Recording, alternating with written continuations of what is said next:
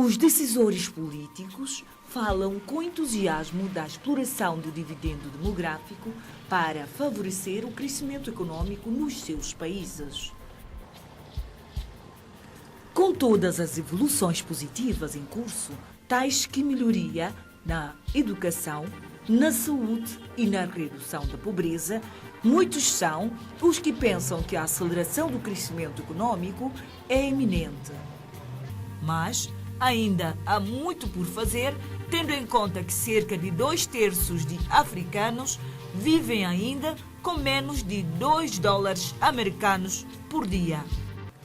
O dividendo demográfico é a aceleração do crescimento econômico que pode resultar de uma evolução da estrutura por idade da população, acompanhada de investimento estratégico na saúde, educação, política econômica e governação.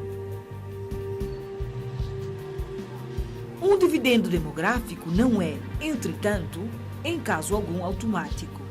O ponto de partida é a estrutura por idade da população e o número de criança a cargo em relação à população mais idosa em idade de trabalhar. A diminuição do número de nascimento anual acompanha-se da diminuição da população jovem dependente em relação à população em idade de trabalhar. Quando o número de trabalhador aumenta e que o número de jovens dependentes diminui, um país dispõe de uma janela de oportunidade que promove ou cria condições para a aceleração do crescimento econômico. Este fenômeno é batizado de dividendo demográfico. Uma população sã contribui diretamente à melhoria do crescimento econômico e à redução da pobreza. A melhoria da saúde das crianças, nomeadamente através do programa de vacinação e de nutrição, cria condições necessárias para uma vida de adulto sã e produtiva. Velar para que as crianças tenham uma alimentação adequada da gravidez até a idade de 2 anos pode ter um impacto profundo na capacidade de crescer, aprender, a participar na vida ativa e a sair da pobreza. Quando uma criança torna-se adolescente, há a segurança do acesso contínuo aos serviços de saúde, incluindo ao Serviço de Saúde Reprodutiva e de Planificação Familiar, contribui não somente a adiar a gravidez até a mesma esteja pronta, mas também a evitar o VIH-Sida e as doenças sexualmente transmissíveis e permite aos jovens de permanecer na escola a operar uma transição para uma vida de adulto sã e produtiva.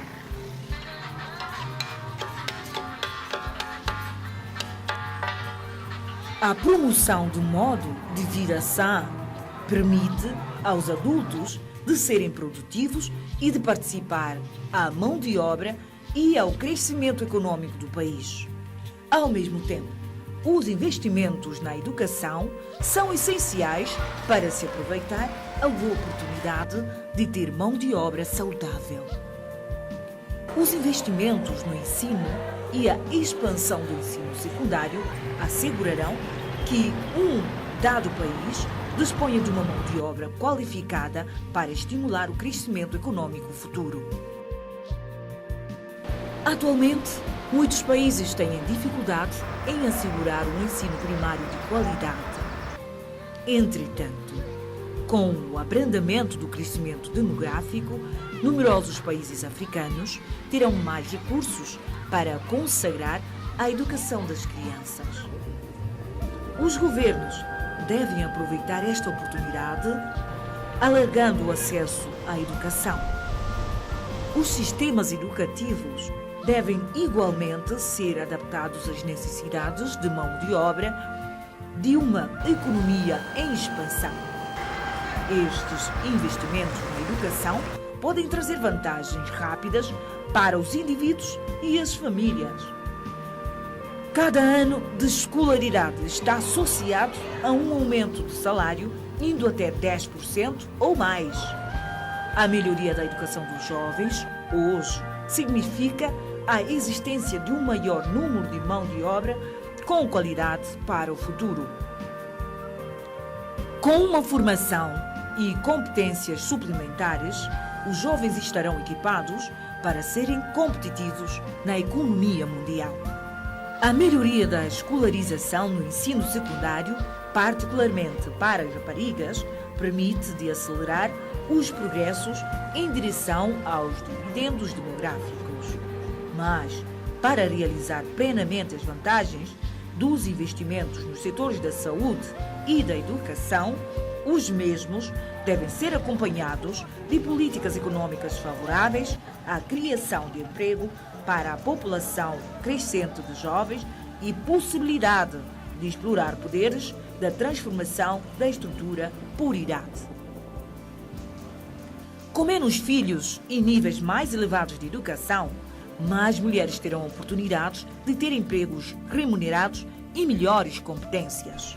Políticas econômicas sãs aumentarão o emprego de forma significativa, promovendo ou criando condições para o aumento da mão de obra qualificada. Os governos devem modificar as prioridades econômicas nos setores que podem absorver jovens de hoje, tais que a produção, os serviços e as tecnologias. Os governos devem assegurar que as mulheres e os homens tenham oportunidades e competências iguais no que respeita à mão de obra. Políticas econômicas sãs permitem igualmente de promover a troca livre e a abertura de mercados, de atrair investimentos estrangeiros e nacionais e de ajudar ao crescimento do setor privado. Além disso, convém encorajar a promoção de poupança pessoal e de alargar o acesso às oportunidades econômicas para as comunidades rurais e os pobres através do programa de microfinanças direcionado. Por fim, boas práticas de governação, incluindo o Estado de Direito, a estabilização e a segurança, a eficiência e a prestação de contas, bem como instituições fortes e transparentes, são essenciais para explorar os dividendos demográficos. Para melhor compreender a evolução dos dados relativos ao dividendo demográfico, vejamos os seguintes gráficos. Comportamento médio das despesas públicas na educação 2012. As despesas médias anual no setor público por indivíduo na educação são mais elevadas na faixa etária de 18 a 24 anos, variando entre 3,5 e 4 milhões de dobras, respectivamente. Constata-se que houve diminuição das despesas na faixa etária dos 6 aos 9 anos, situando em 130 mil dobras. Salienta-se que existem despesas significativas nas faixas etárias de 3 aos 5 anos, em cerca de 2,6 milhões de dobras por indivíduo, motivada por despesa de investimento realizada na educação neste ano. Comportamento médio das despesas públicas na saúde 2012. A faixa etária dos 15 a 49 anos constitui o grupo de idade com maior gasto para o Estado, cerca de 1.200.000 dobras por cada indivíduo dessa faixa etária. Diz salientar que essa faixa etária, em geral, é a mais ativa em relação às outras e, em particular, para a classe feminina, com o principal destaque para a saúde reprodutiva, onde as doenças e infecções ligadas à saúde reprodutiva, que inclui o atendimento pré, pós-parto e não só, são ou constituem, para o Estado, enormes gastos de saúde. Em segundo lugar, com maior gasto para o Estado, está o grupo de 0 a 5 anos, onde o Estado gasta, em média, 900 mil dobras por pessoa. E, por último, o grupo etário de 6 a 14 anos e 50 anos e mais, com uma despesa para o Estado à volta de 700 mil dobras, em média, por pessoa. Comportamento médio das despesas das famílias na saúde 2012. O perfil médio privado relativo às despesas com saúde, as famílias são-tomenses gastam em média, com o grupo de idade dos 0 a 5 anos, cerca de 800 mil dobras no ano de 2012. A faixa etária dos 6 aos 15 anos é o grupo que se verifica um abrandamento bastante significativo dos gastos, atingindo o total de 135 mil dobras por cada elemento da família desta faixa etária. A partir da faixa etária de 15 anos, começa-se a verificar um crescimento das despesas, atingindo o pico das despesas na faixa etária de 70 anos, com um total de 1.100.000 dobras. E, por fim, verifica-se o segundo abrandamento dos gastos das famílias pelos privados dos 71 e mais anos. Comportamento médio das despesas das famílias na educação 2012. As despesas médias na educação por indivíduo numa dada família, segundo a idade. Constata-se que as famílias têm mais despesas por indivíduo na faixa etária entre 5 aos 14 anos, que chega a atingir 516 mil em média por ano. Sabe-se também que os indivíduos nas faixas etárias de 0 a 4 anos e de 32 anos e mais não apresentam despesas para as suas famílias, pois as suas despesas são nulas. Consumo e rendimento de trabalho médio por idade. Em média, o rendimento de trabalho mais alto dos são-tomenses é de aproximadamente 73 milhões de dobras por ano na idade entre os 39 e os 51 anos. Déficit médio de crianças, adolescentes e jovens até os 24 anos é de aproximadamente 20 milhões de dobras por ano. Em média, um são-tomense com idade entre os 25 e 68 anos tem excedente de rendimento de trabalho. Em média, um são-tomense com idade igual ou superior a 70 anos é dependente. Em média, um são-tomense deixa de ser dependente a partir dos 24 anos. Déficit médio dos idosos é aproximadamente de 22 milhões de dobras por ano.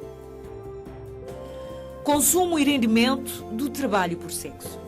O comportamento do consumo dos homens e das mulheres é relativamente semelhante nas crianças, alguns jovens e idosos. Na faixa etária dos 26 a 60 anos, os homens consomem mais que as mulheres durante o ciclo de vida.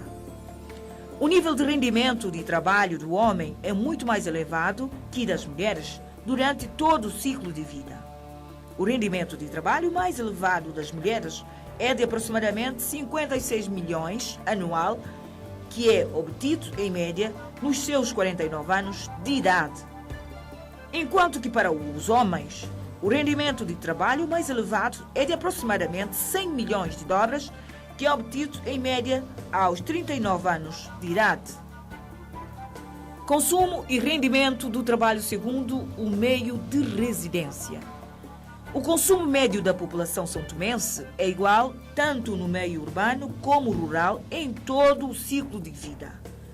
O rendimento de trabalho da população são-tomense é mais elevado no meio urbano.